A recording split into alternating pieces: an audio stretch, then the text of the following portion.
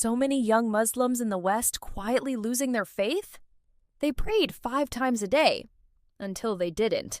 They fasted every Ramadan, until one year they just stopped. No big announcement, just a quiet drift. If you grew up Muslim in the UK, Canada, or elsewhere in the West, you probably know someone this happened to. Maybe it even happened to you. This isn't about blame. It's about understanding something many people hesitate to say out loud.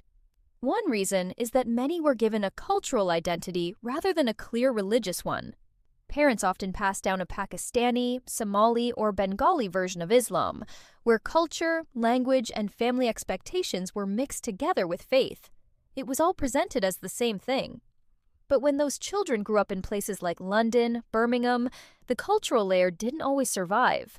And when culture faded, faith sometimes faded with it. Islam wasn't always taught as a personal relationship with Allah or a universal message. Sometimes it felt more like social pressure. Pray so people don't talk. Follow the rules. Don't embarrass the family.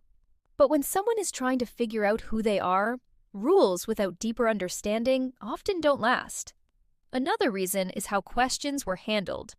Many young Muslims eventually start asking serious questions about science, history, or the reasons behind certain rules. Too often, the response they hear is, "Don't ask." But questions don't disappear when they're ignored. They simply move somewhere else.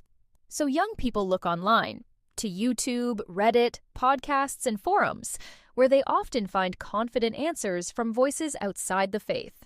When communities are afraid of questions, they unintentionally push those questions elsewhere. The final factor is attention. Today's teenagers spend hours a day on platforms like TikTok and YouTube. If thoughtful Muslim voices aren't present there, the algorithm fills the space with other perspectives that slowly shape how young people think about belief and identity. This isn't just about faith, it's about influence.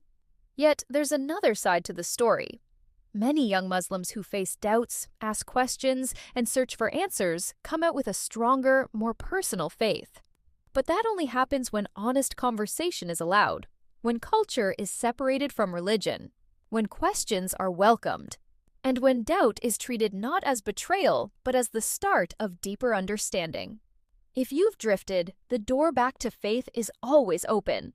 And if you're a parent, imam, or older sibling, remember, the young Muslims around you have questions, whether they say them out loud or not. Answer them,